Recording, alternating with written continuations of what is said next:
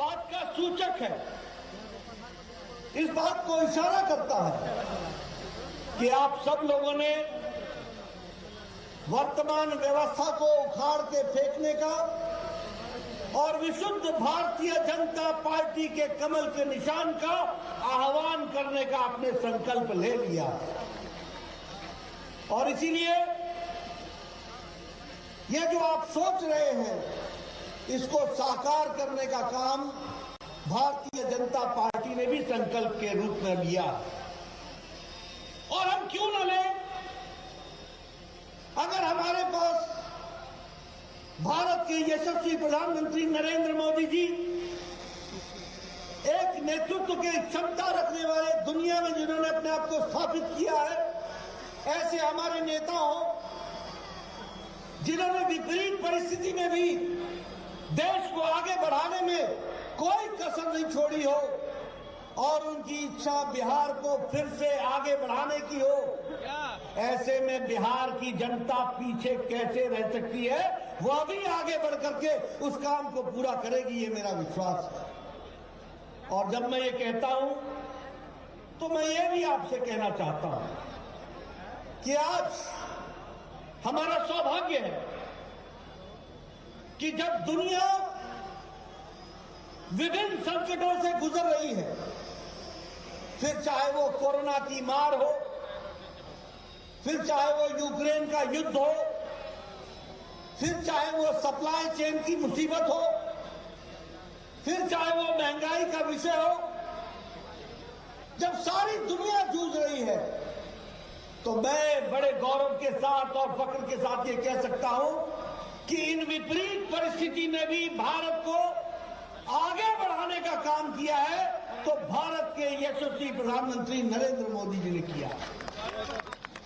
और मैं फिर कहने के लिए नहीं कह रहा हूं, आप सब लोग यहां पर खड़े हैं, बैठे हैं, बड़े नजदीक नजदीक हैं, किसी ने भी चेहरे पर मास्क नहीं पहना है। हालांकि हिदायत दी गई है कि मास्क पहनो, पर आप नजदीक नजदीक खड़े हैं। यह इसलिए संभव हो पाया है कि भारत के यशस्वी प्रधानमंत्री ने 135 करोड़ की जनता को 220 करोड़ टीकाकरण करके डबल डोज देकर के आपको सुरक्षा कवच पहनाया है। आज चीन की हालत देख लीजिए, टेलीविजन पर आपको आए दिन दिख रहा है। अमेरिका में टीकाकरण पूरा नहीं हुआ है, यूरोप में टीकाकरण पूरा नहीं हुआ है, अभी भी वहां के देश टीकाकरण के विषय को लेकर के जूझ रहे हैं। लेकिन यह हमारा देश है, मोदी जी के नेतृत्व में आज 220 करोड़ डबल डोज और बूस्टर डोज लेकर के तैयार है कोरोना से दो हाथ करने को। अगर मैं बात करूं तो एक समय था, मैं पूर्व में स्वास्थ्य मंत्री भी रहा हूं, इस देश में 25 साल लग गए टेटनस की दवा को आने में, इस देश में 28 साल लग गए ट्यूबरक्लोसिस की दवा को आने में, इस देश में स्मॉल पॉक्स की दवा को आने में 30 साल लग गए, इस देश में 25 से 30 साल पल्स पोलियो के 2 बूंद को पहुंचने में लग गए, इस देश में 100 साल लग गए जापानी बुखार की दवा को पहुंचने में। 1906 में जापान में दवा बन गई थी और भारत में गोरखपुर में, जहां से हरीश द्विवेदी आते हैं, यह दवा 2006 में पहुंची जब योगी जी वहां के सांसद हुआ करते थे। 100 साल, 100 इयर्स।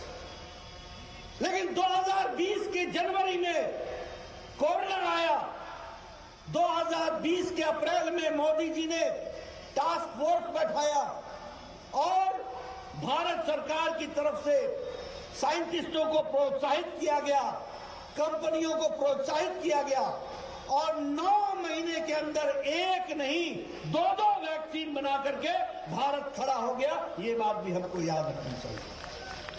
और आज हम 100 देशों को वैक्सीन मैत्री में वैक्सीन दे चुके हैं, 48 देशों को हम मुफ्त दे चुके हैं 1.5 करोड़ डोज हम मुफ्त दे चुके हैं। ये भारत का एक आत्मनिर्भर का परिचय है जिसको हमको समझना चाहिए। इसलिए विकास की अगर हम बात करें, देश को आत्मनिर्भर होने की बात करें, तो नए नए आयाम हम लोगों ने स्थापित किए। अभी ये यूक्रेन का युद्ध हुआ, कौन सा ऐसा देश है जो अपने नागरिकों को वापस लाया हो? कौन सा ऐसा देश है? क्या अमेरिका लेकर के आया था? क्या ऑस्ट्रेलिया लेकर के आया? क्या हमारे पाकिस्तान के लोग लेकर के आए? क्या बांग्लादेश के लोग लेकर के आए? क्या श्रीलंका के लोग लेकर के आए? लेकिन भारत के यशस्वी प्रधानमंत्री ने एक समय में पुतिन से बात की, एक समय में ज़ेलेंस्की से बात की, यूक्रेन का युद्ध रुकवाया और 32,000 छात्र सुरक्षा के साथ वापस भारत पहुंचाया। ये भारत का बदलती तस्वीर। 32,000। और एक बात और सुन लीजिए कि हमारे देश का तिरंगा झंडा लेकर के दूसरे देश के विद्यार्थी भी, वो भी सुरक्षित भारत पहुंच गए। यह भी कमाल की बात है। अगर मैं बात करूं, आज 200 साल राज किया हमको ब्रिटेन ने, ब्रिटानिया ने हमको 200 साल राज किया। आज इस आर्थिक मंदी में भी भारत ने ब्रिटानिया को पछाड़ करके दुनिया की हम 5वें नंबर की अर्थव्यवस्था बन गए हैं। दुनिया के हम 5वें नंबर की अर्थव्यवस्था। मैं आपको बताना चाहता हूं, 8 साल पहले 92%, यहां रविशंकर जी बैठे, हमारे पूर्व आईटी मंत्री हैं, जब ये मंत्री बने थे तो 92%, 92% मोबाइल दुनिया से भारत को आता था।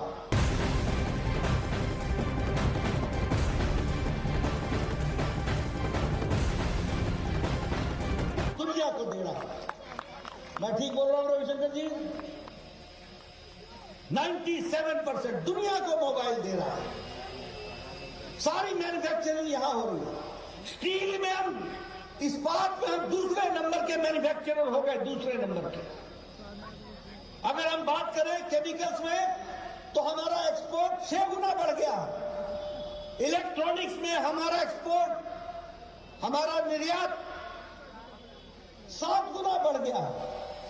अगर हम बात करें दवाइयों की, तो दुनिया के प्रगतिशील देशों की फार्मेसी भारत बन गई है और दुनिया को सस्ती दवा देने का काम भारत ने पकड़ा है। ये आत्मनिर्भर भारत खड़ा हो गया और ये सब मोदी जी के नेतृत्व में हुआ है। लेकिन हम यही नहीं रुके हैं। मैं यहां वैशाली में आया हूं। बताइए, आपको गैस का कनेक्शन मिला है कि नहीं मिला है? बताइए बहने, आपको गैस का कनेक्शन मिला है कि नहीं मिला है? मैं तो गांव से आता हूं, मैंने तो देखा है कैसे बहनें सुबह सुबह उठ करके लकड़ी इकट्ठा करती थी और लकड़ी इकट्ठा करके चूल्हा जलाती थी। और आपके यहां